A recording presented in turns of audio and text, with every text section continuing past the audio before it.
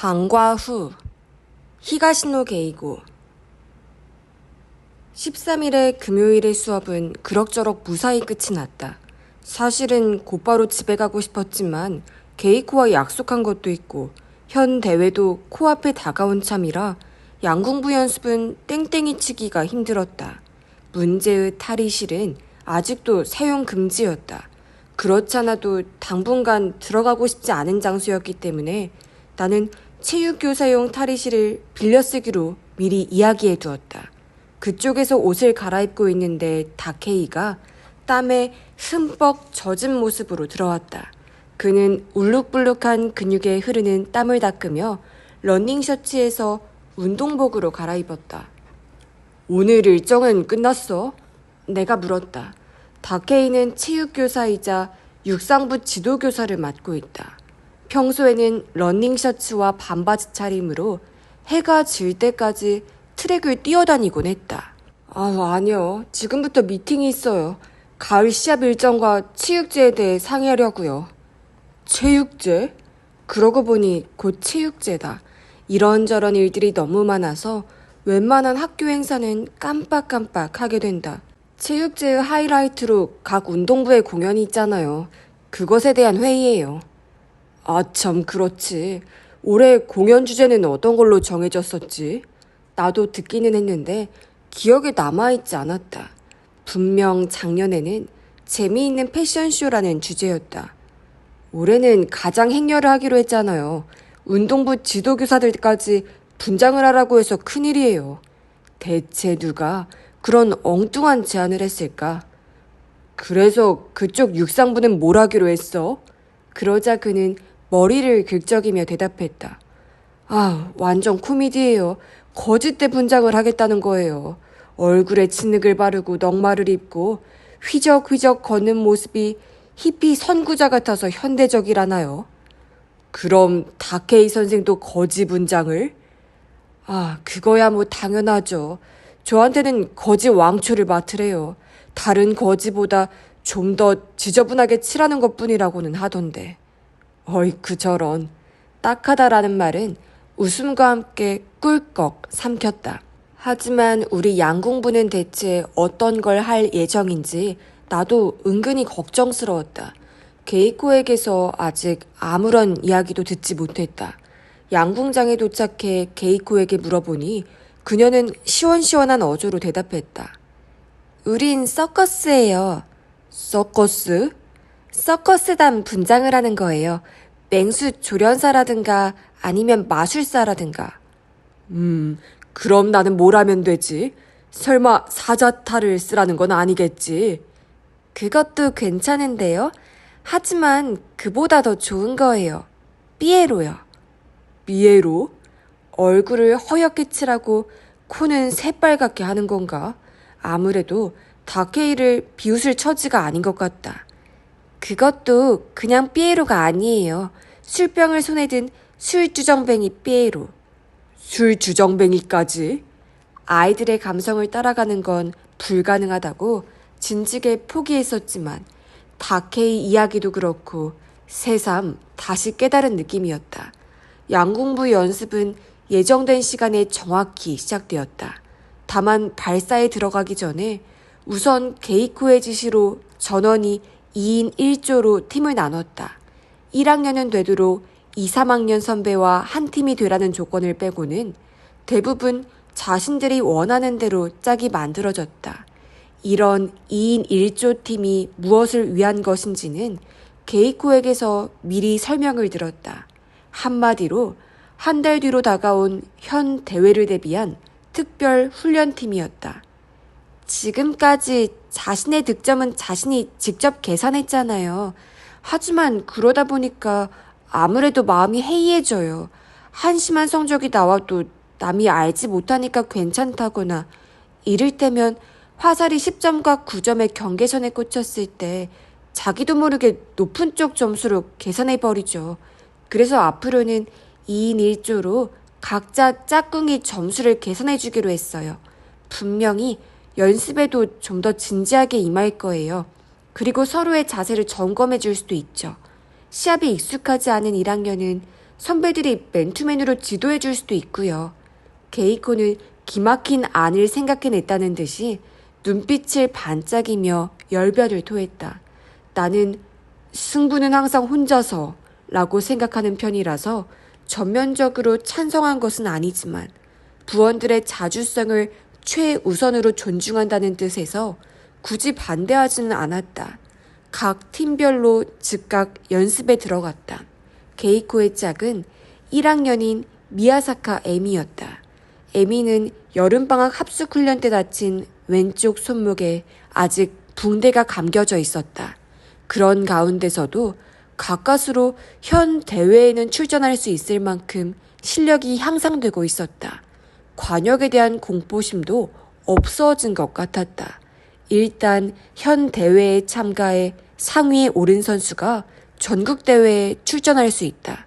열심히 화살을 날리는 부원들을 뒤에서 지켜보다 보면 모두 다 대회에 보내주고 싶지만 전체적으로 실력이 한참 못 미친다는 것도 차츰 깨닫게 된다. 얼굴빛이 안 좋으신데요? 내가 선물해준 마스코트 화살을 만지작거리며 게이코가 내 쪽으로 다가왔다. 나도 나름대로 기대하고 있거든. 어때? 비장한 각오가 얼굴에 드러나지? 선생님이 비장해져봤자 아무 소용 없어요. 그보다 선생님도 가끔은 화살 좀 날려보세요. 모범을 보여주셔야죠. 그러고 보니 요즘 거의 활을 잡지 않았다. 그럴 기분이 아니었던 것이다. 하지만 이런 때일수록 기분 전환이 필요한지도 모른다. 좋아. 오랜만에 예술적인 폼을 좀 보여줄까? 나는 부실에 가서 내 활을 가져왔다. 50m 라인에 서자 부원들이 일제히 발사를 멈추고 이쪽을 주목했다. 관역을 노리는 것만으로도 심장 박동이 빨라지는 성격인데 아이들의 시선을 온몸으로 받아내며 쏴야 하다니 이건 보통 압박감이 아니다. 혹시 실수해도 웃으면 안 된다. 허세를 부리듯이 던져본 농담도 살짝 혀가 꼬였다. 조준기를 관역에 맞추고 천천히 당겨서 겨냥을 좁혀간다. 왼편 어깨가 살짝 올라가는 것은 학생 때부터 생긴 나쁜 습관이다. 표적의 중심이 잡히면 한껏 등의 근육을 긴장시킨다. 궁도에서 말하는 회의 상태다. 화살이 일정한 곳까지 당겨지면 클리커라는 금속판이 떨어지면서 딸깍 하는 소리를 낸다. 이 소리와 함께 궁사는 릴리즈를 하게 된다.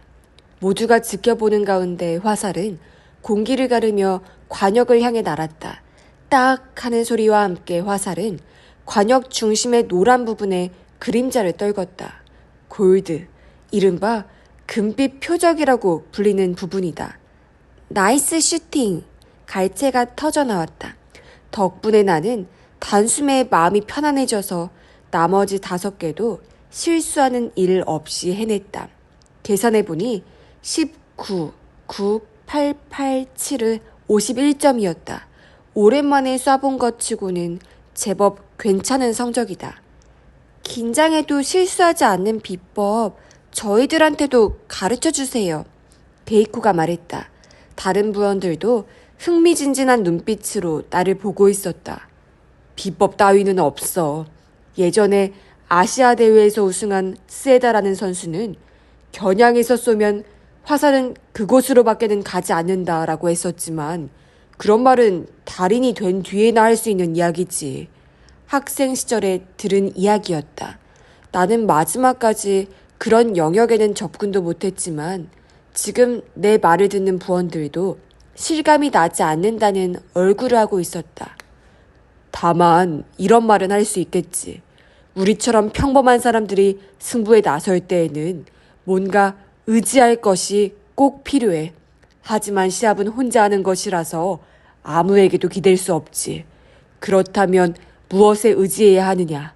그건 내가 노력했다라는 사실밖에는 없는 것 같아. 놀고 싶을 때도 꾹 참고 열심히 연습했으니까 틀림없이 좋은 결과가 나올 것이다 라고 스스로를 믿는 거야. 나도 믿을 수 있을까? 2학년 한 명이 혼잣말처럼 중얼거렸다. 그러자 그 부원 쪽을 향해 가나에가 말했다. 믿을 수 있을 때까지 연습을 해야지. 그리고 가나에는 동의를 청하듯이 내 쪽을 보았다. 그렇지. 바로 그런 얘기야. 눈을 감고 여태까지 열심히 노력해온 날들을 떠올려보면 자신감이 솟아날 거야. 내가 말을 마치자 부원들이 한 목소리로 감사합니다 라고 고개를 숙였다. 교실에서 수업하는 것보다는 마음이 편하지만 그래도 겨드랑이 밑으로 땀이 축축해졌다. 그날의 연습은 그 뒤에도 계속 2인 1조로 이루어졌다. 같은 2학년끼리 한 팀이 된 경우에는 금세 친해져서 효과가 없을 것 같았지만 게이코는 2인 1조 연습이 꽤나 만족스러웠는지 마무리 모임에서 부원들에게 앞으로도 이 방식대로 진행하자고 말했다. 연습을 끝내고 체육 교사용 탈의실에서 옷을 갈아입은 나는 정문 근처에서 게이코를 기다렸다. 아마 가나에와 함께 나올 거라고 생각했는데 뜻밖에도 미야사카 에미와 나란히 걸어왔다. 아무래도 평소에도 2인 1조로 움직일 생각인 모양이다. 우와, 감동. 저희 기다리신 거예요? 데이코는 과장스러운 표정으로 말했다. 하지만 에미 쪽은 약간 마뜩자는 표정인 것이 마음에 걸렸다. 잠깐 할 얘기가 있어서. 나는 두 사람과 보조를 맞춰 걸음을 옮겼다. 우선 2인 1조 연습에 대한 이야기부터 꺼냈다. 주장 게이코의 계획을 확인하는 정도의 대화였다.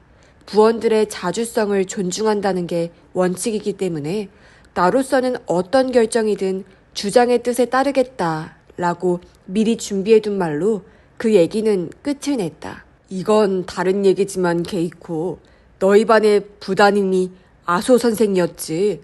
자연스럽게 화제를 바꿔봤는데 과연 잘 됐을까? 다행히 게이코는 의아해하는 일 없이 고개를 끄덕여 주었다. 네, 맞아요.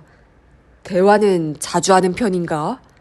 네, 자주 하죠. 같은 여자들끼리니까요. 이성에 대한 것도? 내가 말하자 게이코는 걸음을 옮기면서 풋 하고 웃음을 터뜨렸다. 이성은 무슨, 그냥 남자 얘기라고 하세요. 물론 남자 얘기도 하죠. 가끔씩. 주로 아수 선생님의 대학 때 이야기예요. 이건 비밀인데 상당히 즐기셨던 모양이에요. 물론 플라토닉 러브였지만요. 정말 그럴까? 라고 나는 마음속으로 중얼거렸다. 지금 누군가 사귀는 사람은 없니? 그런 얘기는 못 들었어? 사귀는 사람이요? 글쎄요. 게이코는 고개를 갸우뚱했다. 그 옆얼굴이 너무 진지해서 나는 아차 싶었다. 그런 사람은 없는 것 같던데. 근데 왜 그런 걸 물어보세요? 아니, 실은 아수 선생에게 중매를 좀 해줄까 하고. 나는 입에서 나오는 대로 둘러댔다. 그러자 게이코는 갑자기 신이 난 듯이 말했다. 우와, 좋은 일이네.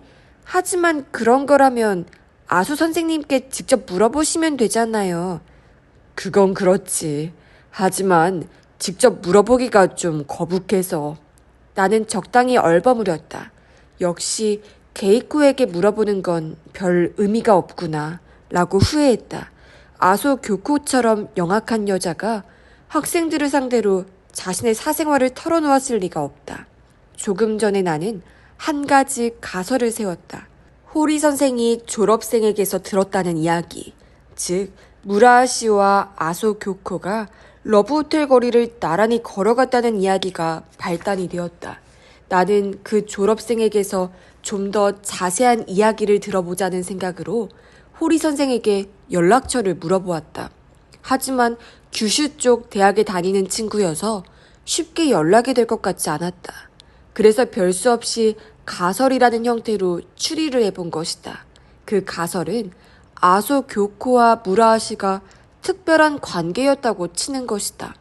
이런 가정은 엉뚱한 생각일까? 30이 넘어서도 아직 독신이던 무라하 씨, 그리고 26살의 아소. 나는 충분히 가능성이 있다고 생각했다. 다만 두 사람의 속마음, 특히 아소 교코 쪽에서 진심이었는지 어떤지는 심히 의심스럽다. 분명 그녀 쪽은 단순히 잠깐 즐기는 정도로 생각했을 것이다. 자, 그렇게 두 사람이 심상치 않은 관계였다고 한다면 어떻게 될까? 약간 비약하는 것인지도 모르지만 그럴 경우에는 아소에게 무라하시를 살해할 만한 동기가 생겨난다. 그리고 이 점이 아주 중요한 것인데 그녀에게는 나도 없애버려야 할 존재가 된다. 아소는 이번 여름방학 때 구리아라 교장에게서 아들과의 결혼 제의를 받았다. 구리아라가는 학교 사업을 중심으로 번창해온 재벌가다. 아소의 입장에서는 당장이라도 승낙하고 싶었을 게 틀림없다. 하지만 그녀는 대답을 미뤘다. 상대를 애타게 한다는 의미도 있었을 것이다. 하지만 가장 큰 이유는 신변을 깨끗이 정리할 시간이 필요했던 것이 아닐까? 즉, 자신만의 남성 편력을 알고 있는 자들의 입을 틀어막을 시간이 필요했던 것이다. 그리고 그 첫 번째 대상이 아마 나였을 것이다. 나는 K와 아소 사이의 일을 알고 있는 유일한 사람이다. 그녀 입장에서는 몹시 거치적거리는 존재다. 하지만 나는 여러 번의 위기에도 다행히 살아남았고 오히려 눈에 보이지 않는 살인자를 바짝 경계하게 되었다. 그러자 그녀는 두 번째 타겟부터 넘어뜨리기로 했다. 그게 바로 무라하시였던 게 아닐까? 지난번에 후지모토가 들려준 이야기로 짐작해보면 아소교코는 이 사건에 강한 관심을 갖고 있었다. 내가 아는 한 그녀는 이런 일에 관심을 보일 여자가 아니다. 나는 내 가설에 차츰 확신을 갖기 시작했다. 선생님, 어제 그 사건 말인데요. 여기 가까워진 참에 게이코는 내 마음속을 읽기라도 한 것처럼 그 이야기를 꺼냈다. 다들 자살한 거 아니냐고 수근거리던데 실제로는 어떤 거예요? 자신도 발견자였기 때문일까? 게이코의 목소리는 나지막하게 가라앉았다. 다들 수근거린다고? 어디서 그런 정보가 들어왔어? 후지모토 선생님이 이야기했나 봐요. A반 친구가 그러더라고요.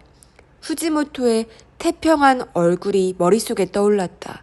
고민 같은 건 안 하는 사람이라는 게 그저 부러울 따름이다. 나는 자세한 건 모르겠다.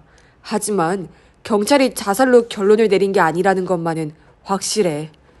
그렇구나. 그럼 그 밀실 수수께끼는 풀린 모양이네요. 게이코는 묵직해 보이는 가방을 다른 손으로 바꿔들면서 무심한 척 말했지만 이런 의문이 즉각 튀어나오는 걸 보면 그녀도 사건 현장의 불가사의한 상황에 대해 줄곧 생각을 해본 모양이었다. 아, 그 밀실. 경찰에서는 여벌 열쇠를 사용했다고 생각하는 것 같아.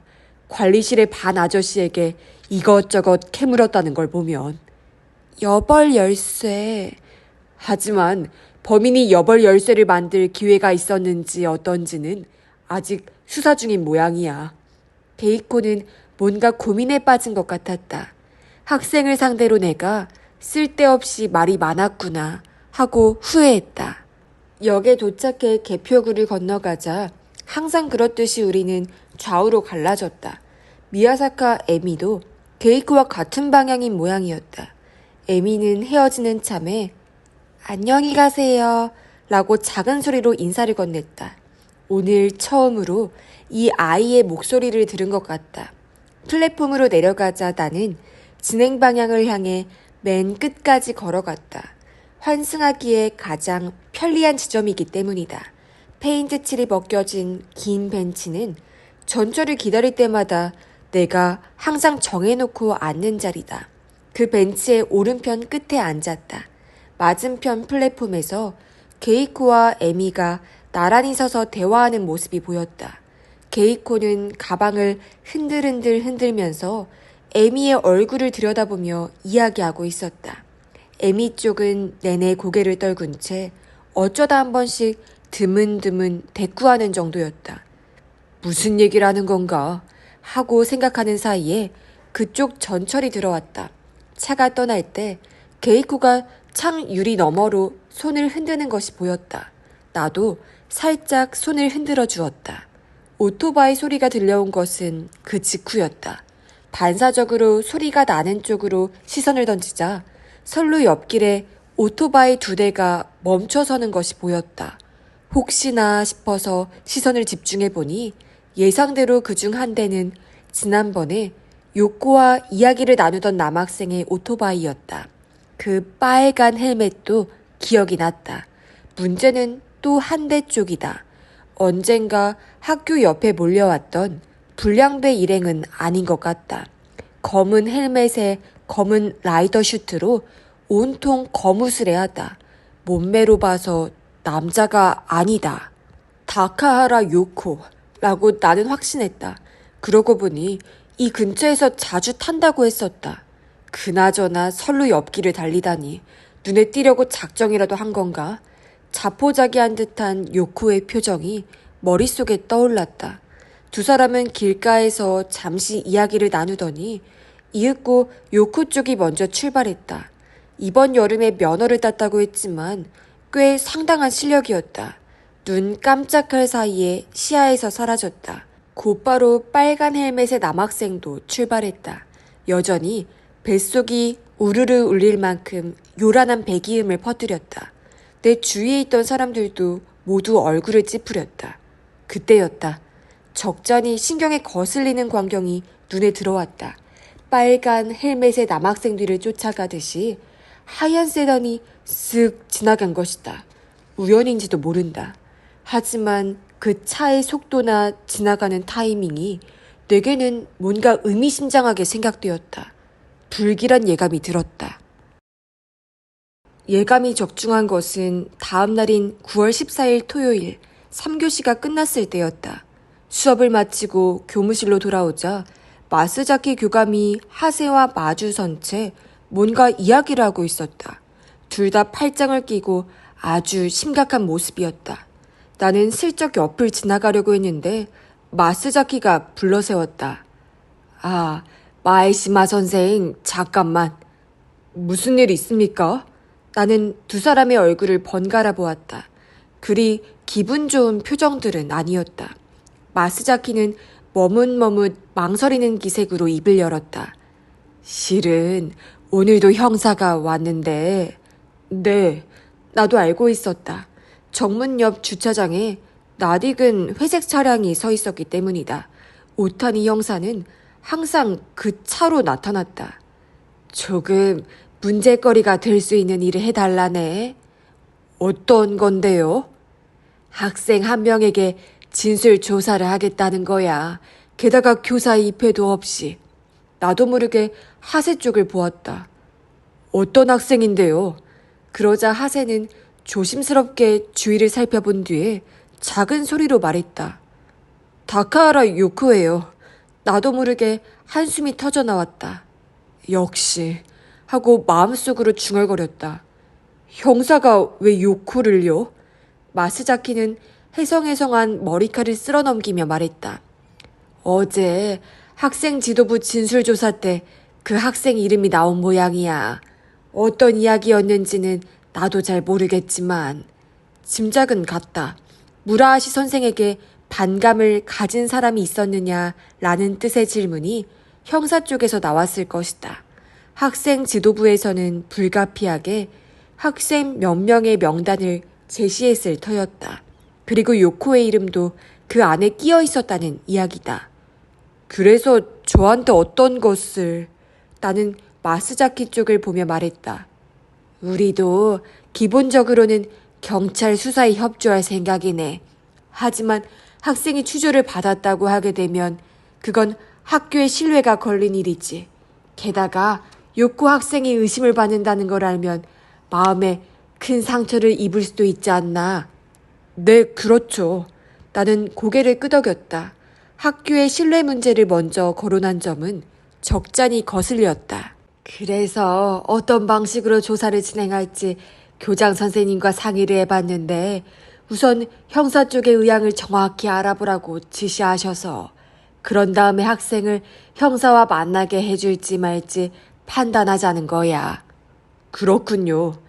문제는 누가 형사를 만나느냐는 건데 나는 우선 요코의 담임인 하세 선생에게 얘기를 했는데, 아니요, 제가 나서서 될 일이 아닌 것 같습니다. 마스자키의 어물거리는 말을 끊고 하세가 끼어들었다. 제가 사건 내용을 정확히 알고 있는 것도 아니고 요코의 담임이라지만 이제 겨우 2학기가 시작된 참이라 그 아이의 성격도 미처 파악하지 못한 상태입니다. 열을 내어 말하고 있었다. 무슨 이야기를 하고 싶은 건지 충분히 예상할 수 있었다. 그래서 제가 마에시마 선생님을 추천했어요. 마에시마 선생님이라면 최초 발견자이기도 하니까 이번 사건과 나름대로 관계가 있으시잖아요. 그리고 요코가 2학년 때 담임도 하셨어요. 제 생각에는 그야말로 적임자세요. 내가 예상한 대로였다. 마스자키도 옆에서 내 눈치를 보는 듯한 얼굴로 물었다. 어떤가? 평소 같으면 아니요, 저는 좀 이라고 얼버무리며 거절했을 것이다. 여기서 이런 일을 받아들이면 앞으로도 경찰과의 중개자 역할을 모조리 나한테 떠넘길 게 틀림없었기 때문이다. 하지만 이번 사건은 내 문제와도 깊은 관련이 있다. 마스자키와 하세가 생각하는 것 이상으로 나는 이번 사건의 당사자인지도 모르는 것이다. 나는 고개를 끄덕였다. 마스자키와 하세는 몇 번이나 고맙다고 말했지만 크게 안도하는 표정을 감추지는 못했다. 사교시는 자습으로 해두고 나는 응접실로 향했다.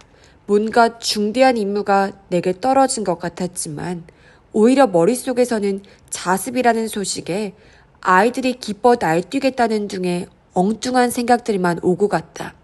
응접실 문을 열고 얼굴을 내밀자 오타니가 어라? 하는 표정으로 나를 보았다. 다카하라 요코가 나타날 거라고 생각했었기 때문일 것이다. 나는 우선 교장을 비롯한 학교 측의 의견을 전달하고 경찰 측의 조사 목적을 알고 싶다고 말했다. 오타니는 웬일로 양복 차림에 넥타이까지 단정히 매고 있었지만 내 이야기를 듣는 태도에는 여느 때처럼 아무래도 진지함이 느껴지지 않았다. 무슨 말씀이신지 잘 알겠습니다. 얘기를 다 듣고 난 뒤에 오타니는 양복 안주머니에서 흰 종이 한 장을 꺼냈다. 이건 어제 학생 지도부의 오자 선생님이 주신 자료입니다. 최근 3년 동안 퇴학이나 정학 처분을 받은 학생들의 명단을 뽑아주신 거죠. 블랙리스트인 셈이군요. 나는 명단을 살펴보았다. 19명의 이름이 줄줄이 적혀 있었다. 반절쯤은 졸업한 학생의 이름이었다. 어디까지나 참고자료일 뿐이에요. 솔직히 이런 방법까지 동원하고 싶지는 않았거든요. 그렇다고 이런 자료를 무시하고 넘어간다면 형사로서는 실격일 것이다. 반론도 동의도 할 수 없어서 나는 입을 다물었다. 그야 우리도 일반적인 방법으로 해결하고 싶죠. 피해자의 행적을 조사하고 목격자를 찾아내고 하는 방법으로요. 근데 아무리 샅샅이 뒤져봐도 도통 단서가 나오질 않네요. 용의자는 틀림없이 이 학교 안에 있을 텐데 말이에요. 정말 답답할 노릇입니다. 오타니는 전에 없이 초조해하는 기색이었다. 수사가 답보 상태에 빠져서 답답한 마음과 어서 빨리 다카하라 요코의 진술을 듣고 싶은 마음이 반반으로 뒤섞인 심정일 것이다. 여자 쪽을 알아보기로 한 것은 어떻게 됐습니까? 나는 어제 그가 해준 말을 떠올리면서 물어보았다. 무라시 선생과 교제하던 여자가 있는지 찾아보겠다고 하셨는데. 하지만 오타니는 그거요? 라고 가볍게 내뱉은 뒤에 말을 이었다. 물론 알아봤죠. 아니, 지금 이 순간에도 동료들이 여기저기 뛰어다니는 중입니다. 무라시 선생 주위의 여자들을 다 찾아다니고 있으니까요. 하지만 아직까지 의심스러운 여자는 떠오르지 않고 있습니다. 혹시 여 선생님들 쪽도 알아보셨습니까? 말을 하고 나서야 너무 노골적인 언급이었다고 후회했다. 역시나 오타니는 하고 눈이 번쩍 뜨인 것처럼 내 얼굴을 쳐다보았다. 뭔가 짚히는 게 있으십니까? 아니요, 아닙니다. 그런 건 없어요. 그냥 교사들끼리 결혼하는 경우가 많으니까 해본 말이에요. 구차한 변명이었다. 하지만 아소 교코에 관한 것은 아직 가설의 영역을 벗어나지 못하는 나만의 생각이라서 섣불리 입 밖에 낼 수가 없었다. 그래요? 뭐 젊은 여선생이라야 몇 분 안 되지만 일단 어제 다 조사는 했습니다. 그런데 다들 아니라고 부정하더군요. 거짓말을 했을 수도 있잖아요. 당연히 그럴 가능성도 있죠. 하지만 그분들은 이번 사건과는 무관합니다. 그건 무슨 말씀이신지. 범행 추정 시각의 알리바이가 다들 확실하게 나왔거든요. 단골 커피점에 갔었던 분도 있고 영어 회화 동아리에서 아이들을 지도하던 분도 있었죠. 다른 분들도 모두 증인이 있었습니다. 아, 그렇군요. 아소 교코가 영어 회화 동아리의 지도 교사였다는 것을 깜빡했다. 꽤 활발하게 활동하는 동아리여서 학교 시간까지 꼬박 영어 공부를 한다고 들은 적이 있다. 그렇게 되면 아소는 범행이 불가능하다. 내가 세운 가설은 일찌감치 무너져버린 셈이다. 오타니가 말을 이어갔다. 무라하시 선생의 여자 관계에 대해서는 앞으로도 계속 수사할 겁니다. 하지만 그쪽에만 매달렸다가는 자칫 방향을 잃을 우려가 있어요. 좀 더 다양한 가능성에 눈을 돌려야죠.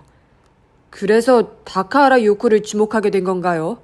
나는 은근히 비꼬는 뜻으로 물어봤는데 오타니는 별반 신경 쓰는 기색도 없이 대답했다.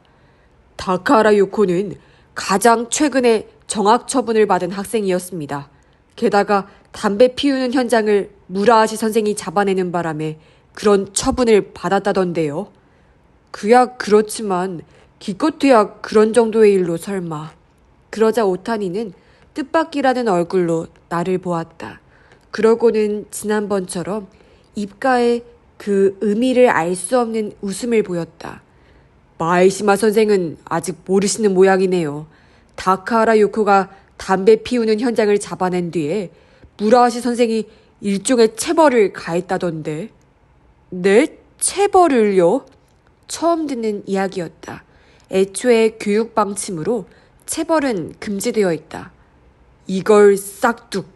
오타니는 기름 낀 자신의 머리칼을 손끝으로 잡으며 말했다. 양호실로 데려가 여학생의 자존심인 머리를 싹둑싹둑 잘랐다는 거예요. 다카하라 요코가 정학 처분보다 그게 더 억울하다. 진짜 죽이고 싶다라고 분개했다고 하더군요. 나도 모르게 입속에서 헉 하고 부르짖었다. 얘기를 듣고 보니 정학기간이 끝나고 요코가 처음 등교한 날에 숏컷으로 나타났던 게 생각났다. 그건 이미지 체인지 따위가 아니었다. 무라하시의 손에 의해 잘려나갔던 것이다. 그렇기는 하지만 이 형사는 언제 어디서 그런 정보까지 얻어냈을까? 말투로 봐서는 요코의 친구들을 통해 알아낸 것이겠지만 나조차도 까맣게 몰랐던 일을 불과 며칠 사이에 알아내다니. 새삼 이 형사가 무시무시하게 보였다. 하지만 그것만으로는...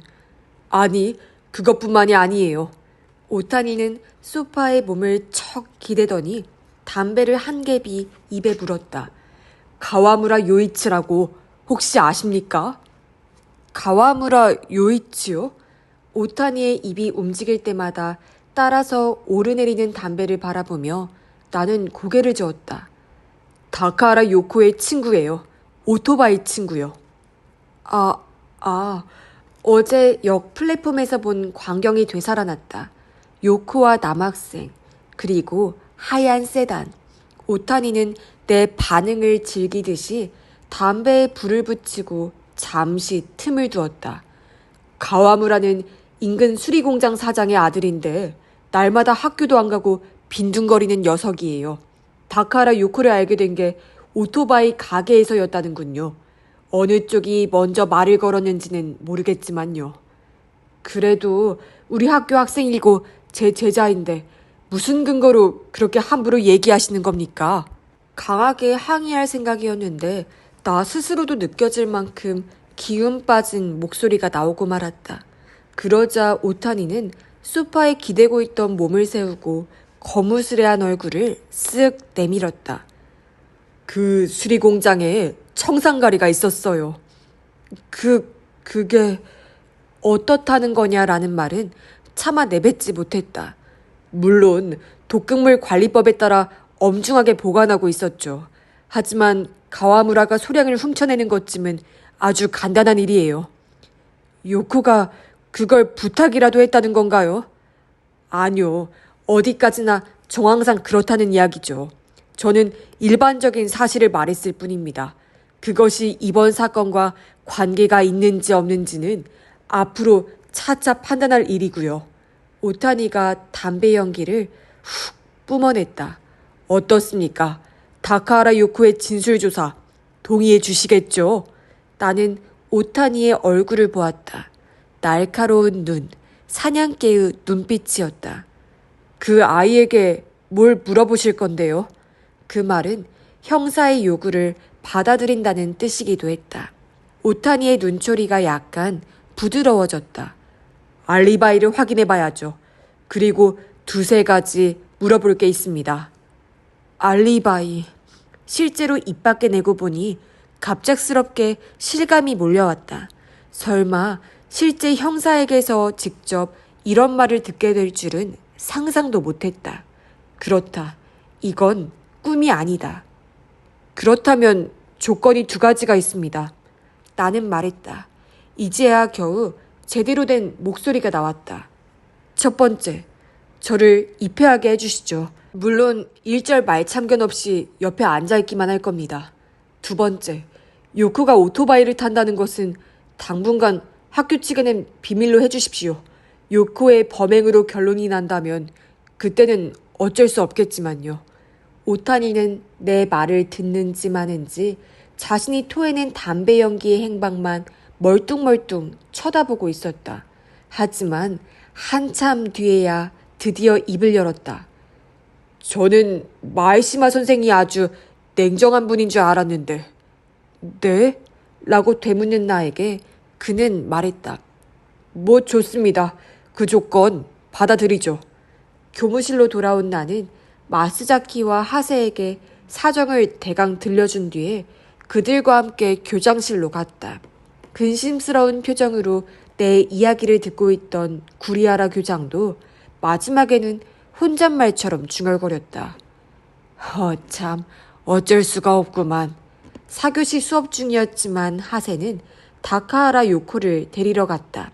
그가 어떤 이유를 둘러댈지 생각만 해도 마음이 무거워졌다.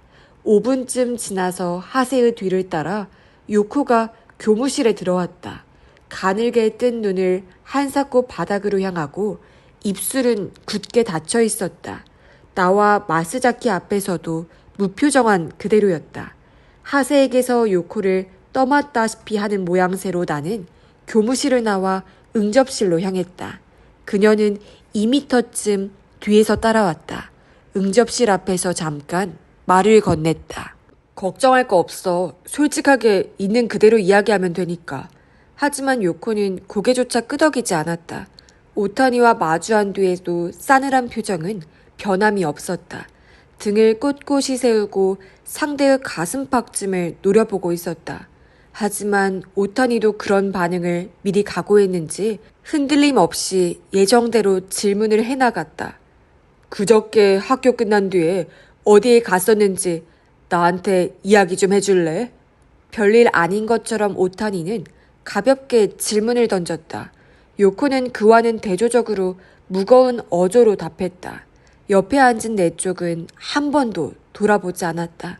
요코의 진술에 의하면 그저께는 학교에서 곧장 집으로 돌아갔다고 한다. 집에 도착한 게 몇 시쯤이었니? 4시쯤이었을 거예요. 요코의 집은 S역에서 전철로 4번째 역 근처다. 수업과 학급 회의가 끝난 게 3시 반쯤이었으니까 집 도착이 4시라는 건 시간적으로 합당한 이야기였다. 누군가 함께 간 사람은 없었어? 뭐 친구라든가. 나 혼자였어요. 오타니는 그녀의 동선을 증명해줄 사람이 있는지 없는지를 확인하는 것 같았다. 전철 안에서 누군가 아는 사람을 만났는가? 역에서는 집 앞에서는 꼬치꼬치 물은 끝에 드디어 요코의 입에서 증인 2명의 이름이 나왔다. 옆집에 사는 노 부부인 모양이었다. 집에 도착했을 때 서로 인사를 했다는 이야기였다. 집에 도착했고 그 다음에는? 내 방에 계속 있었어요. 계속? 네. 거짓말을 하네. 흠칫 놀라서 나는 고개를 들었다. 동시에 요코의 얼굴빛이 획 변한 것을 알았다. 오타니 쪽은 표정에 변화가 없었다. 지금까지와 완전히 똑같은 어조로 말을 이어갔다. 5시쯤에 학교 안에서 너를 봤다는 사람이 있었어. 모 운동부 부원 중에 한 사람이야. 틀림없이 너였다고 증언했다. 문제는 너를 목격한 장소인데 바로 그 탈의실 근처였어. 나는 아연했다. 이런 이야기는 조금 전에 내게 해주지 않았었다. 아마 오타니는 이걸 비장의 카드로 쓸 생각이었던 모양이다. 그나저나 그런 목격자가 있었다니. 어때? 일단 집에 돌아갔다가 다시 학교에 왔었던 거지? 오타니의 말투는 부드러웠다. 어떻게든 대답하기 편한 분위기를 만들려고 하는 것이다. 하지만 그 눈은 결코 온화하지 않았다. 사냥개의 눈, 형사의 눈이었다. 나는 요코를 보았다. 커다란 눈이 테이블 위에 한 점을 응시하고 있었다. 온몸이 인형처럼 바짝 굳었다. 이윽고 입술이 달싹거리기 시작했다. 저 집에 갔다가 교실에 깜빡 잊고 온 게 생각나서 학교에 잠깐 왔었어요. 깜빡 잊고 온 거? 그게 뭐지? 학생 수첩이요. 책상 속에. 요코의 목소리가 가늘게 흐트러졌다. 하지만 나로서는 도와줄 방법이 없었다. 그저 가만히 지켜보고만 있을 뿐이었다. 오타니 쪽은 더욱 공격적으로 나왔다. 학생 수첩? 그건 굳이 찾아가지 않아도 되지 않아. 이제 몇 걸음이면 사냥감이 내 수중에 들어온다 라고 오타니는 생각했을 것이다. 하지만 여기서 요코는 정신이 돌아온 듯 새삼 자세를 바로잡았다. 그리고 천천히 말했다. 학생 수첩 속에 오토바이 운전면허증이 끼워져 있었어요. 그거 들킬까봐 얼른 가져가려고 학교에 다시 왔었던 거예요. 이게 만일 순간적으로 지어낸 거짓말이라면 요코의 빠른 두뇌 회전에 혀를 내두를 수밖에 없을 것이다. 집에 돌아갔다가 다시 학교에 왔던 것을 왜 숨겼느냐는 의문에도 충분히 답이 될 수 있는 훌륭한 진술이었다.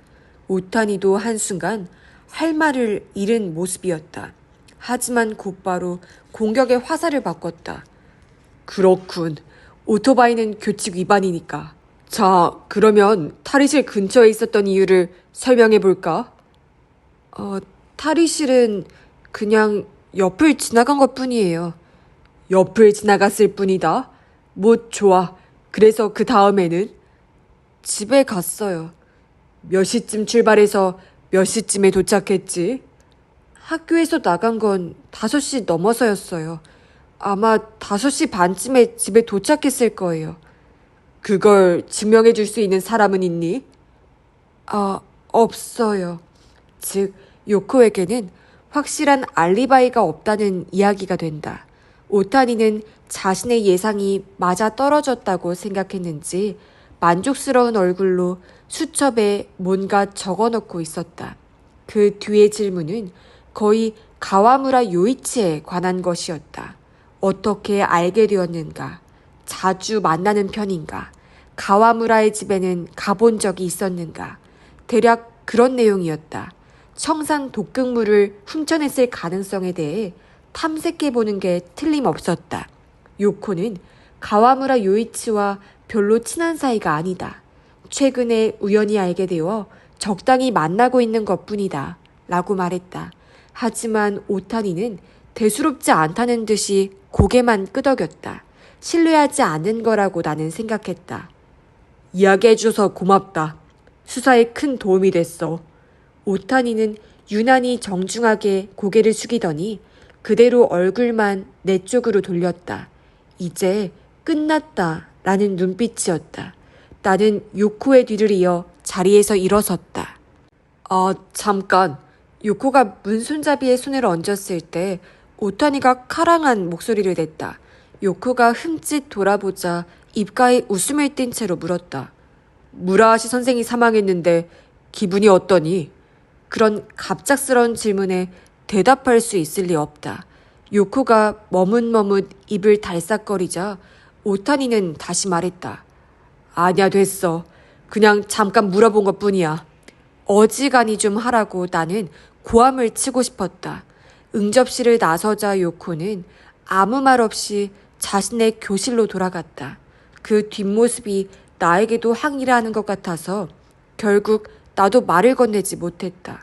교장실로 가서 교장과 마스자키, 하세에게 진술조사의 내용을 말했다.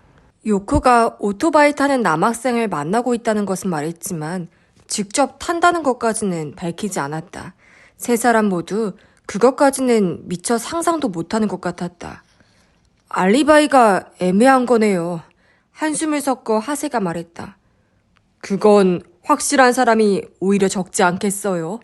나는 진심으로 말했던 것인데 단순한 위로의 말로 들렸는지 아무도 고개를 끄덕이지 않았다. 어쨌거나 진행 상황을 지켜보는 수밖에 없겠네. 잠시 침묵이 이어진 뒤에 교장이 말했지만 그게 결국 오늘의 결론이었다. 마스자키와 하세가 나간 뒤에도 나는 교장의 지시로 그 자리에 남았다. 교장이 일단 앉게 라고 소파를 권했다. 어떻게 생각하나? 구리아라 교장은 재떨이를 자기 앞으로 끌어당기면서 물었다. 어떻게 라니요? 다카하라 요코가 범인일 것 같나? 글쎄요, 저도 모르겠습니다. 자네도 누군가 노리고 있다고 했잖아. 혹시 그 여학생에게서 미움을 샀던 일은 없었어? 없다고 단언하기는 어렵습니다. 하긴 뭐 교사니까. 교장은 알아들었다는 듯이 몇 번이나 고개를 끄덕이더니 담배에 불을 붙였다.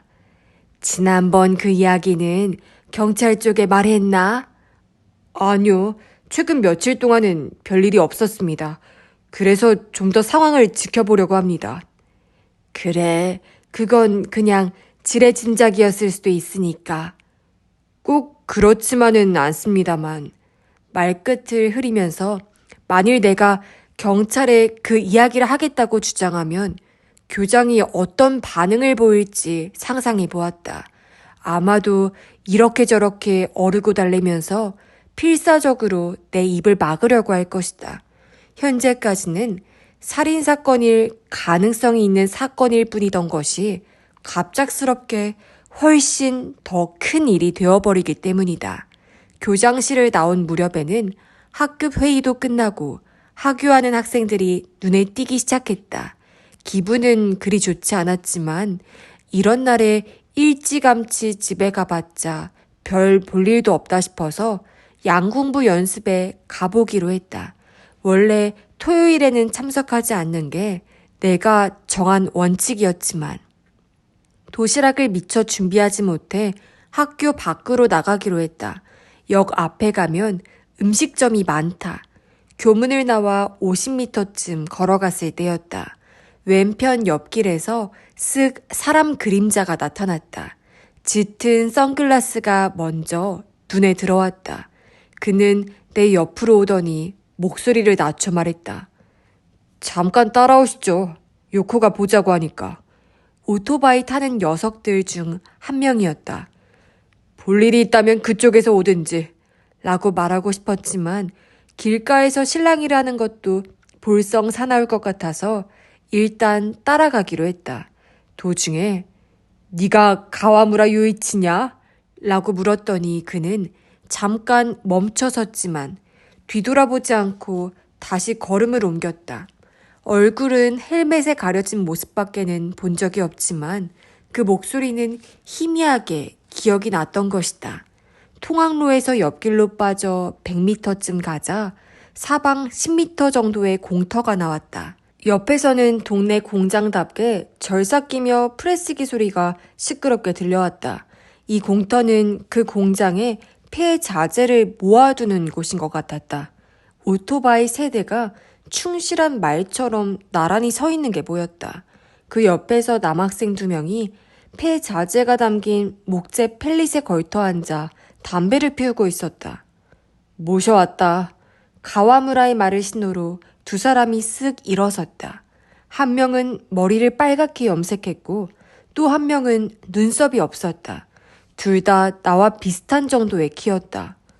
다카하라 요코는 어디 있지? 나는 주위를 둘러보며 말했지만 그리 놀라지는 않았다. 요코가 이런 식으로 나를 호출할 리는 없었기 때문이다. 이 불량배 녀석들이 나한테 무슨 볼일이 있는지 궁금해서 따라온 것뿐이다. 요코는 안 와. 그렇게 말하더니 가와무라는 내 멱살을 움켜잡았다. 그는 나보다 10cm쯤이나 키가 작았다. 아래에서 밀쳐 올린 듯한 모양새가 되었다. 당신 너무 치사한 거 아니야? 무슨 소리야? 옹색한 자세로 나는 대답했다. 빨간 머리의 젊은 놈이 내 오른편, 눈썹을 민 녀석이 왼편으로 포위하는 게 시야에 들어왔다. 모르는 척 하시기는 그 선생 죽인 게 요코라고 경찰에 일러 바쳤잖아. 내가 아니야. 거짓말하지 마. 가와무라의 손이 내 멱살을 밀쳤다. 그 순간 오른쪽 다리를 거는 바람에 나는 내 발로 기듯이 엎어졌다. 이어서 왼쪽 옆구리에 들어온 강한 펀치에 뒤로 벌러덩 넘어갔다. 충격으로 일순 숨이 턱 막혔다. 경찰이 나한테도 찾아왔었어. 당신 말고는 나를 아는 놈이 없잖아. 그건 아니라고 말하려고 했지만 눈썹을 민 녀석에게 명치를 걷어차여서 소리가 나오지 않았다. 배를 움켜잡고 엎드린 참에 가와무라가 라이더 부츠의 뒤꿈치로 내 뒷머리를 밟았다. 애초에 왜 요코가 범인이야? 사건만 터지면 죄다 우리한테 덮어 씌우는 거야? 대답해 이 새끼야. 눈썹을 민 녀석과 빨간 머리가 동시에 내 머리며 옆구리를 걷어차며 소리를 질렀다. 공장의 기계음과 그들의 목소리가 뒤섞인 채 내 머릿속을 덮쳐서 징 이명이 울렸다. 그때 희미하게 여자 목소리가 들렸다. 뭐라고 했는지는 알 수 없었다. 하지만 그 목소리에 놈들은 공격을 멈췄다. 요코, 가와무라의 말에 나는 고개를 들었다. 다카하라 요코가 씩씩거리는 얼굴로 다가오는 게 보였다. 대체 뭐 하는 거야? 누가 이런 짓을 해달라고 했어? 그래도 이 새끼가 너를 경찰에 찔렀잖아. 아니, 내가 아니야. 온몸의 통증을 견디며 나는 일어섰다. 목덜미가 묵직하고 평형 감각이 이상해졌다. 경찰에서 요코를 미행했었어. 그러다가 오토바이 친구들 쪽을 알아낸 거야. 엉터리로 둘러대지 말라고. 사실이야. 어제 너하고 요코가 S역 선로 옆에 있었지. 그 뒤를 하얀 세단이 따라붙는 걸 내가 봤어. 가와무라와 요코는 서로를 마주 보았다. 내 말이 사실이라는 것을 알아차린 모양이었다. 가와무라와 요코는 서로를 마주 보았다. 내 말이 사실이라는 것을 알아차린 모양이었다. 그래도 당신이 경찰에 요코 얘기를 했으니까 그자들도 뒤를 밟은 거 아니야? 아니, 내 이야기를 형사에게 알려준 건 학생 지도부야. 이 선생님은 나랑 관계없어. 가와무라는 말문이 막힌 모습이었다. 선글라스를 쓰고 있었지만 낭피한 기색이 생생히 느껴졌다. 뭐야 요이치, 이야기가 다르잖아. 눈썹을 민 녀석이 말했다. 빨간 머리가 재미없다는 듯 돌멩이를 툭툭 차고 있었다. 둘 다 내 쪽을 쳐다보려 하지 않았다. 너희도 그렇게 쉽게 끼어들지 말아줘. 부탁할 게 있으면 내가 직접 이야기할 테니까. 요코의 말에 눈썹을 민 녀석과 빨간 머리는 머쓱한 표정을 짓더니 각자 오토바이를 타고 사라졌다. 요란한 배기음이 상처에 스미는 것 같았다. 요이치, 너도 가봐. 그 다음은 내 문제니까. 야, 그래도. 자꾸 말 시킬래? 요코의 일갈에 가와무라는 포기한 듯 한숨을 내쉬고 자신의 오토바이로 다가갔다. 그리고 화풀이라도 하듯이 엑셀을 부릉부릉 올리더니 나와 요코 사이를 뚫고 내달렸다. 공장의 폐자재 더미 사이에서 나와 요코만 덜렁 남겨졌다. 어떻게 알고 왔어? 저 녀석들 너한테 비밀로 하고 나를 여기로 데려온 것 같은데. 목덜미를 문지르며 나는 물었다. 걷어차인 곳이 아직도 얼얼했다. 역 앞을 지나가다가 언뜻 들었어요. 마에시마 선생님이 불량배들에게 끌려갔다고. 틀림없이 여기일 거라고 생각했어요. 요이치 패들이 항상 여기서 놀았으니까. 요코는 여전히 내 쪽은 쳐다보지 않고 말을 이어갔다. 제 친구들이 한 짓에 대해서는 사과할게요. 죄송합니다. 그건 됐어. 그보다 언제까지 저런 애들과 어울릴 생각이니 하루빨리 정리하는 게 좋아. 그러자 요코는 그런 설교는 듣고 싶지 않다는 듯 고개를 휘휘 저었다. 상관 마세요. 선생님과는 관계없는 일이잖아요. 그리고는 언젠가 그랬던 것처럼 뛰어가 버렸다. 그리고 언젠가 그랬던 것처럼 나는 그저 그 뒷모습을 멀거니 지켜보고 있었다. 9월 17일 화요일은 아침부터 비가 내렸다. 우산을 들고 걸어가는 건 성가신 일이지만 그날은 오히려 그 우산 밑이 고마웠다. 남들에게 내 얼굴을 들키지 않을 수 있기 때문이다. 전철 안에서는 내내 고개를 푹 숙이고 있었다. 아유, 어떻게 된 거예요, 그 얼굴? 교무실에서 가장 먼저 마주친 게 하필 후지모토였다. 원래부터 목소리가 큰 사람이라 주위에 있던 사람들이 일제히 내 쪽을 돌아보았다. 어제 자전거를 타다가 넘어졌어. 죽을 뻔했네. 나는 광대뼈 근처에 붙인 반창고를 누르며 말했다. 토요일 사건의 후유증이다. 어제가 마침 일본의 국경일 중 하나인 경로의 날이었기 때문에 며칠 사이에 그나마 얼굴에 붓기가 많이 빠진 편이었다.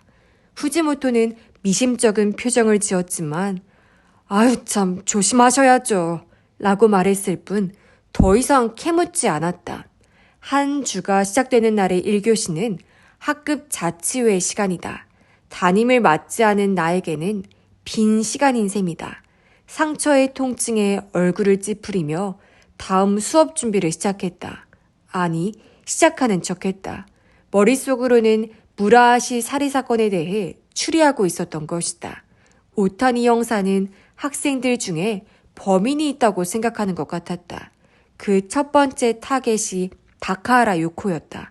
아닌 게 아니라 요코는 죽이고 싶을 만큼 무라하시를 미워했는지도 모른다.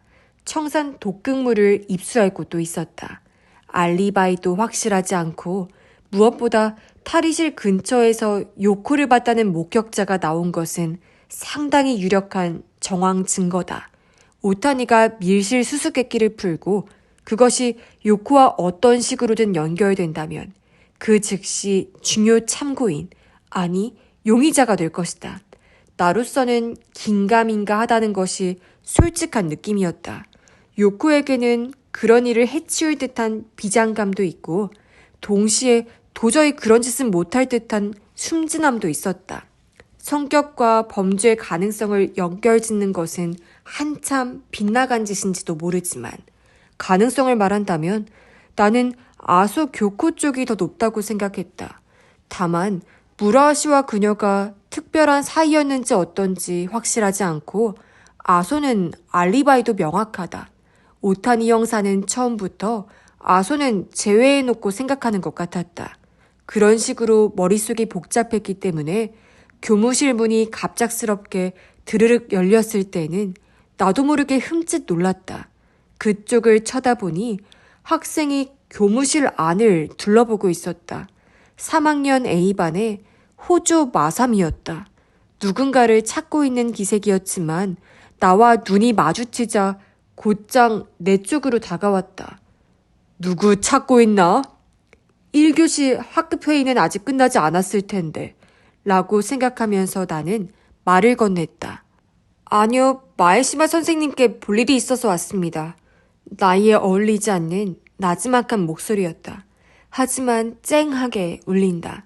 나는 우선 그 목소리에 적잖이 압도되었다. 나한테? 실은 며칠 전 사건의 처리에 대해 도저히 받아들일 수 없는 점이 있어서 담임 선생님이신 모리야마 선생님께 여쭤봤더니 그 일은 마에시마 선생님이 가장 잘 알고 계신다고 하셔서 모리야마 선생님께 허락을 받고 이렇게 찾아왔습니다. 호조 마사미는 긴 문장을 통째로 암기한 것처럼 줄줄줄 말했다. 그 말투만 보면 영락없는 군대식이다. 그녀가 검도부 주장이라는 게 새삼 생각났다. 그나저나 다른 교사들은 나한테 이 사건의 뒤처리를 모조리 밀어붙일 심산인 모양이다. 하긴 이렇게 될 수밖에 없는 속사정도 있었지만 내가 모두 다 알고 있는 건 아니지만 대답할 수 있는 범위 안에서라면 좋아. 어떤 점을 받아들일 수가 없다는 거지? 나는 옆에 의자를 권하며 말했다. 하지만 그녀는 앉으려고 하지 않고 불쑥 입을 열었다. 토요일 방과 후에 형사분께서 학교에 찾아오신 것을 목격한 바 있습니다. 이런 말솜씨는 다른 학생들은 흉내도 못 낼 거라고 감탄했다. 분명 그날에 형사가 왔었지. 근데 그게 무슨 문제라도 있나? 다카하라 요코에 대한 취조가 있었다고 들었습니다. 아니, 취조가 아니라 잠깐 진술조사를 한 거였어. 내가 정정해 주었지만 그녀는 그런 말은 못 들은 것처럼 강한 어조로 재우쳐 물었다. 우리 학교 측에서 요코가 수상하다고 이야기해 준 겁니까? 수상하다고 이야기한 게 아니야. 경찰 쪽에서 예전에 퇴학이나 정학 처분을 받은 학생의 목록을 알려달라는 요청이 들어와서 자료를 보여준 것뿐이야. 그 일은 생활지도부의 오다 선생님이 나보다 더 잘 아실 거야. 그러시다면 그 점에 대해서는 나중에 오다 선생님께 여쭤보도록 하겠습니다. 그래. 그녀의 기백에 나는 완전히 쩔쩔매고 있었다. 마에시마 선생님께서 요코의 진술조사에 입회하셨다고 들었습니다만 그 형사는 요코를 의심할 만한 물적 증거라도 제시했습니까? 아니, 그런 건 없었어. 그렇다면 그런 증거도 확인하지 않은 채 형사와 요코의 만남을 승낙해 주신 거네요. 그녀가 도전적으로 나오는 이유를 알 것 같았다. 나는 대답했다. 그날 형사와 만나게 할 것이냐 말 것이냐 하는 문제로 우리도 몹시 망설였다. 하지만 형사가 세운 추리가 일단 합당한 얘기였고 단순한 알리바이를 확인하는 것뿐이라고 했기 때문에 만나게 해주기로 결정했던 거야. 알리바이가 확실하지 않았다는 것입니까? 잘 아는구나. 그 정도는 저도 상상할 수 있어요. 그보다 토요일 방과 후에 형사가 교내를 배회했던 걸 알고 계십니까? 그때쯤에 나는 오토바이 불량배들에게 애워싸여 있었다. 나는 아니 모르겠는데 라고 고개를 저었다. 배구부와 농구부 연습장에도 들렀다고 합니다. 게다가 다카하라 요코에게 교직원의 여성용 탈의실 열쇠를 빌려준 적은 없느냐고 묻고 다녔다는 얘기를 들었습니다. 예상대로 오타니는 밀실 수수께끼를 푸는 것이 결정타라고 생각한 모양이다. 만일 요코가 열쇠를 빌려간 적이 있었다면 여벌 열쇠도 만들 수 있었다는 뜻이다. 그래서 그 탐문 수사의 결과는 어떻게 나왔지? 나는 가슴이 술렁거리는 것을 느끼면서 물었다. 열쇠를 빌려준 적이 없다라는 것이 지도교사나 부원들의 증언이었어요. 저는 배구부에 친구가 있어서 그쪽을 통해 이야기를 들었습니다만. 그렇구나. 일단 안도했다라는 것이 솔직한 심경이었다. 그런데 눈앞에 서 있는 마사미의 표정은 여전히 화나지 않았다. 아니, 그보다 매우 음울한 표정이었다. 왜 그러느냐는 듯이 올려보자 그녀는 그 확실한 말투로 하지만 감정을 꾹 억누른 목소리로 말했다. 형사의 그런 행동 때문에 아이들이 요코를 바라보는 시선이 달라져 버렸어요. 마치 범죄자를 바라보는 듯한 시선이 되었습니다. 앞으로 요코에 대한 의심이 풀리더라도 그녀를 바라보는 모두의 시선을 바꾸는 건 매우 어렵겠죠. 그래서 저는 그 점을 항의하려는 거예요. 학교 측에서는 왜 형사의 부당한 행동을 막아주지 않았는지, 왜 안이하게 요크를 형사와 만나게 해주었는지, 왜 태학 및 정학 처분을 받은 자들의 정보를 공개했는지 묻지 않을 수 없습니다. 학생들을 신뢰한다는 기본 전제가 무너진 것을 저는 심히 유감스럽게 생각합니다. 마사미의 말 한마디 한마디가 날카로운 바늘처럼 내 마음을 찔렀다. 뭔가 변명을 하자고 생각했지만 어떤 말도 볼성사나운 하소연이 될 것 같아서 나는 입을 꾹 다물었다. 일단 저의 의견을 전해드리고 싶었습니다. 마사미는 정중히 인사를 건네더니 빙글 몸을 돌려 출구 쪽으로 두세 걸음 걸어갔다. 하지만 도중에 멈춰서서 웬일로 뺨이 불그레해진 채 말했다. 요코는 중학교 때부터 저와 가장 친한 친구였어요. 제가 반드시 그 친구의 무죄를 입증할 거예요. 1교시의 끝을 알리는 종소리를 들으면서 나는 그녀의 뒷모습을 멍하니 바라보았다. 그런 일이 있었어요? 게이코는 내 몸에 줄자를 대면서 말했다. 상당히 익숙한 손놀림이었다. 가장 행렬용 삐에로의 의상을 만들기 위해 치수를 제어한다는 연락이 와서 점심시간에 양궁부 부실에 들른 참이었다. 호조 마사미에게 된통 혼이 났어. 하나하나 옳은 말이라는 건 틀림없지만 말이야. 하지만 마사미와 요코가 친한 사이였다는 건 처음 듣는 얘긴데요. 집이 가까워서 중학교 때는 항상 함께 다녔던 모양이야.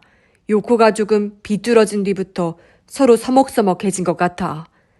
마사미 쪽에서는 요코와의 우정을 내내 간직했었다는 얘기네요. 게이코가 내 가슴 치수를 쟀다.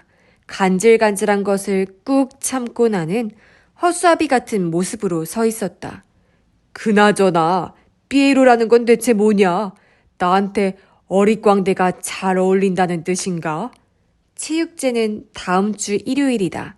이제 슬슬 축제 분위기가 무르익어갈 시기지만 이번에는 메인 이벤트가 가장 행렬이라는 것도 있어서 각 동아리마다 훨씬 더 공을 들이는 모양이었다. 아이 참, 불평하지 마시고요. 정통한 소식통에 의하면 후지모토 선생님은 여장을 하신다던데요. 삐에로와 여장, 어느 쪽이 더 좋을까요? 둘 다 싫은데. 보는 쪽에서는 삐에로가 훨씬 더 좋죠. 기묘한 격려를 해주면서 게이코는 치수 제기를 마쳤다. 분장용 화장품도 저희가 준비할 테니까 선생님은 일단 당일날에 늦지 않게만 와주시면 돼요. 나는 아무것도 준비하지 않아도 돼? 네, 마음의 준비만 하고 오세요. 게이코는 내 치수를 노트에 써넣으면서 가볍게 받아넘겼다. 양복 상의를 걸치고 부실을 나오려는데 마침 안에 들어오던 부원과 마주쳤다. 1학년 미야사카 애미였다. 손에 한 되들이 술병을 들고 있는 것을 보고 내가 말했다. 뭐야, 대낮부터 술 파티라도 할 생각이냐? 애미는 대답 대신 희미하게 웃으면서 목을 움츠렸다. 그러자 부실 안에서 게이코의 목소리가 들렸다. 삐에로 소도구 중에 하나예요.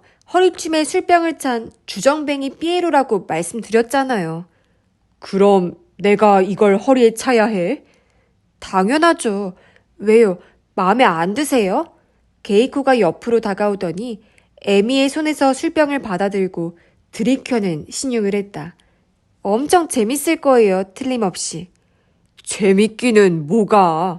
나도 술병을 손에 들어보았다. 고시노 칸바이라는 상표가 붙어 있었다. 니가타 현의 명주다. 삐에로 분장을 하고 이걸로 벽나발을 부는 나 자신의 모습을 상상해 보았다. 걸음도 비틀비틀 갈짓자로 걸어야 할 것이다. 나도 모르게 게이코에게 말했다. 나라는 거 모르게 분장을 아주 진하게 해줘. 그러자 게이코는 물론이죠 라고 크게 고개를 끄덕였다. 9월 19일 목요일, 화요일과 수요일은 오랜만에 아무 일 없이 지나갔다.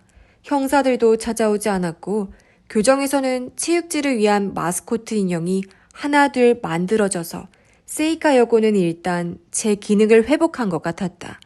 무라하 씨가 담당했던 수업에 대한 배분도 끝났다. 나는 3학년 A반의 수업을 맡게 되어서 이전보다 일정이 빡빡해졌지만 어쩔 수 없는 일이었다. 생활지도부는 오다가 부장으로 취임했다. 무라하 씨의 부재에 대한 반응은 학생도 교사도 거의 비슷한 정도로 벌써 무덤덤해져 있었다. 불과 일주일 만에 한 사람의 존재가 완전히 말소된 것이다. 새삼 나 자신의 존재 가치를 다시 생각해보게 하는 일이었다. 하지만 단 한 사람, 무라하 씨의 사망 후에 크게 달라진 인물이 있다는 것을 나는 눈치채고 있었다. 그런 시선이었기 때문에 더 그렇게 보였는지도 모르지만 그 변화는 명백한 것이었다. 아소 교코다. 교무실의 자기 자리에 멍하니 앉아있는 일이 많았다. 게다가 이따금 자질구레한 실수를 하는 것도 눈에 띄었다. 수업을 깜빡 빠뜨릴 뻔하고 답안지를 어딘가에 잊어버리고 그런 일들은 이전에 아소라면 결코 할 리가 없는 실수였다. 오만할 만큼 자신감이 넘치던 그 눈빛도 최근에는 뭔가 힘을 잃었다. 무라하 씨가 사망한 뒤부터 분명히 변했다. 역시 뭔가가 있다.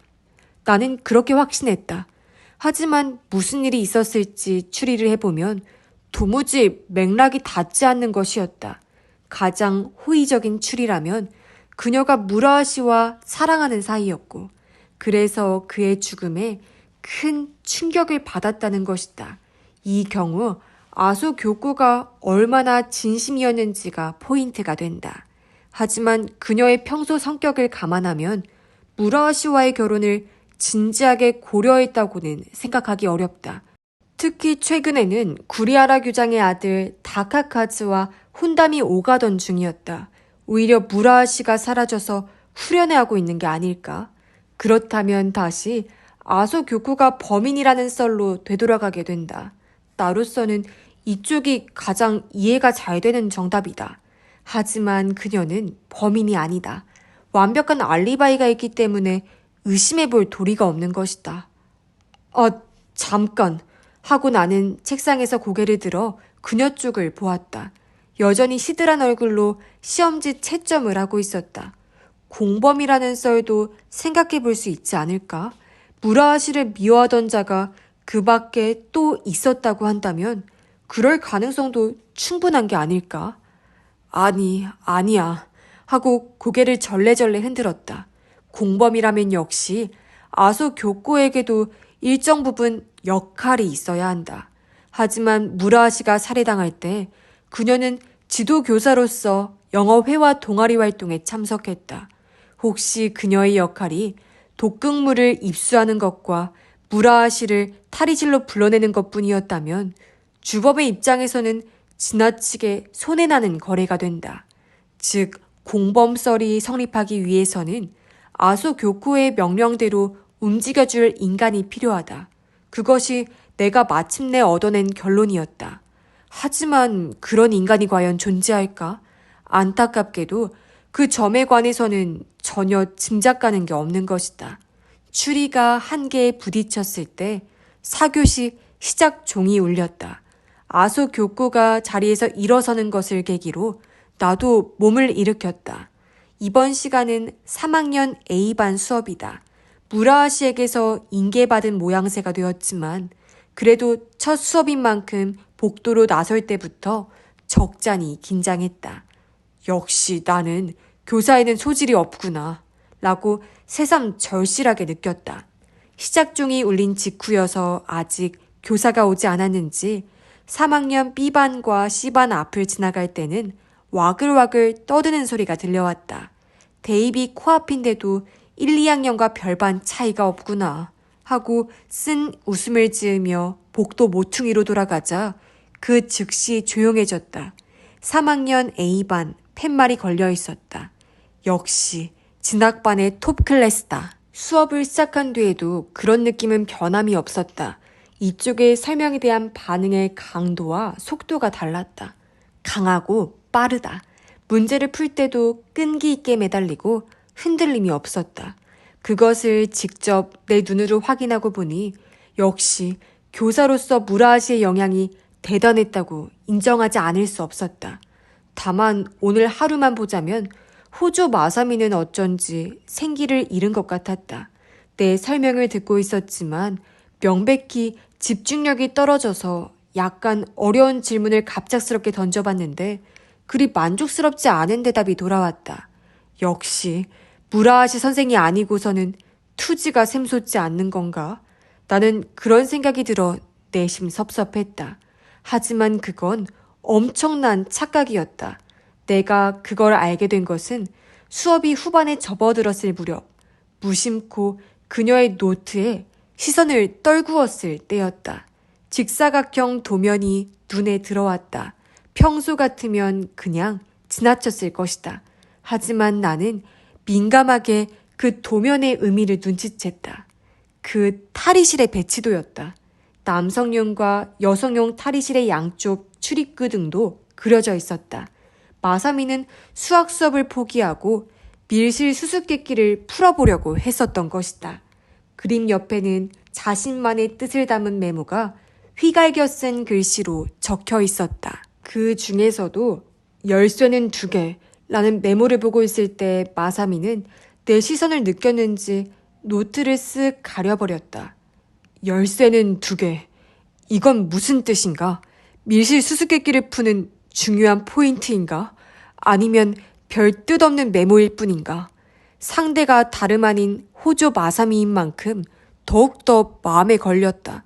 내 수업의 후반부는 그녀보다 더 집중력을 잃은 것이 되고 말았다. 점심시간에 도시락을 먹으면서도 나는 생각에 빠져 있었다. 열쇠는 2개, 열쇠는 2개 라고 수없이 되뇌었다.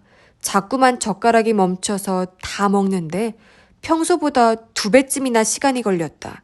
나중에 마사미에게 직접 물어보자. 점심 식사를 끝냈을 때는 그렇게 마음먹고 있었다.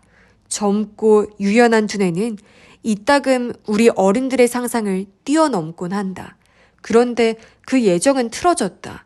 여느 때처럼 식후에 신문을 보고 있는데 마스자키가 다가와 오타니 형사가 왔다고 알려준 것이다.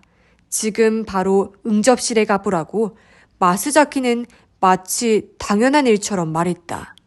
오늘은 무슨 일로 왔을까요? 글쎄, 마스자키는 이 일은 아예 알아볼 생각도 없는 기색이었다. 응접실로 갔더니 오타니는 창가에 서서 운동장을 내다보고 있었다. 그 뒷모습에 평소에 박력이 보이지 않아서 나는 어라? 하고 생각했다. 아주 좋은데요, 이쪽 경치도. 오타니는 소파에 앉으면서 그렇게 말했지만 얼굴 표정은 명백히 풀이 죽어 있었다. 무슨 일에 저렇게 낙담을 했나 하는 생각이 들 정도였다. 뭔가 좀 알아냈습니까? 재촉하듯이 내 쪽에서 먼저 말을 꺼내봤다. 아니나 다를까 오타니의 얼굴에 쓴 웃음이 떠올랐다. 알아내긴 분명 알아냈는데요. 미적지근하게 말끝을 얼버무리더니 나를 보며 물었다. 오늘 다카라 요코는 등교했습니까? 네, 왔어요. 그 아이에게 또 물어볼 얘기가 있으십니까? 아니요. 별일은 아니고요. 알리바이를 좀 확인하려고 합니다. 알리바이요? 나는 되물었다. 이상한 말씀을 하시네. 요코는 알리바이가 없다고 했잖아요. 없는 알리바이를 어떻게 확인한다는 겁니까? 그러자 오타니는 자신의 이마를 짚으면서 이걸 어떻게 설명드려야 하나 라고 중얼거렸다. 다카하라 요코는 내시경의 알리바이는 확인이 됐습니다. 학교가 끝나자마자 집으로 갔고 이웃의 노부부와 인사를 나누었다고 했으니까요. 그런데 수사 결과 그 시간대가 매우 중요하다는 게 밝혀졌습니다. 내시경이 중요하다는 건가요? 아니요.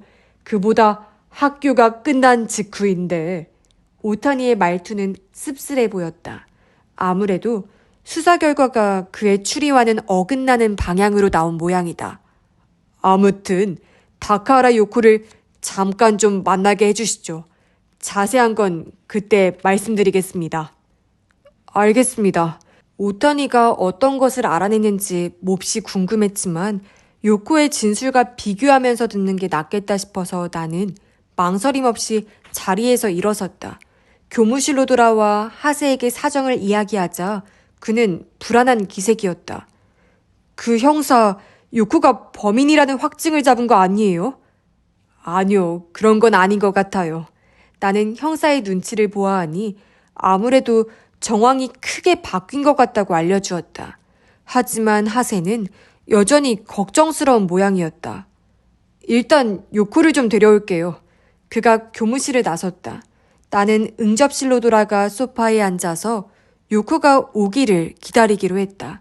오타니와 마주하고 있기가 거북할 것 같아 신문을 들고 갔지만 그는 조금 전과 마찬가지로 창가에 서서 바깥의 학생들을 내다보고 있었다. 한 10분쯤 지났을까? 복도 쪽이 소란스러워졌다. 여학생과 남자의 목소리. 귀를 기울여 들어보니 남자 목소리는 하세인 것 같았다. 그렇다면 여학생 쪽은? 이라고 생각하는 순간 그쪽에서 거칠게 문을 두드렸다. 네. 내 대답이 끝나기도 전에 문이 벌컥 열렸다. 들어선 사람은 요코가 아니라 호조 마삼이었다. 그 뒤에 그녀를 제지하려는 듯한 모습으로 하세가 서 있고 다시 그 뒤에 요코의 얼굴이 보였다. 어떻게 된 거예요? 나는 하세에게 물었다. 그가 아니 실은 이라고 대답하려고 했지만 마사미 쪽에서 먼저 입을 열었다. 정식으로 항의하러 왔습니다. 그 목소리에 우리는 완전히 압도되어 버렸다. 항의라니 무슨 소리지? 내가 묻자 마사미는 큼직한 눈으로 쓱 오타니 쪽을 노려본 뒤에 말했다. 제가 요코의 무죄를 입증하도록 하겠습니다. 단단히 마음먹은 듯한 말투였다. 얼굴은 발갛게 상기되어 있었다. 응접실 안이 단숨에 팽팽한 긴장감에 휩싸였다. 아주 흥미로운데? 오타니가 창가에서 이쪽으로 걸어와 소파에 털썩 앉으며 말했다. 어디 한번 드러나 볼까? 어떻게 입증하겠다는 거야? 여간 내기가 아닌 마사미도 실제 형사 앞에서는 표정이 굳어졌다. 하지만 그래도 당당하게 기가 죽지 않는 모습이 역시 대단했다. 그녀는 또박또박 대답에 나섰다. 밀실 수수께끼를 풀어드릴 거예요. 제 설명을 들으시면 요코가 무죄라는 것을 확실히 아시게 될 겁니다.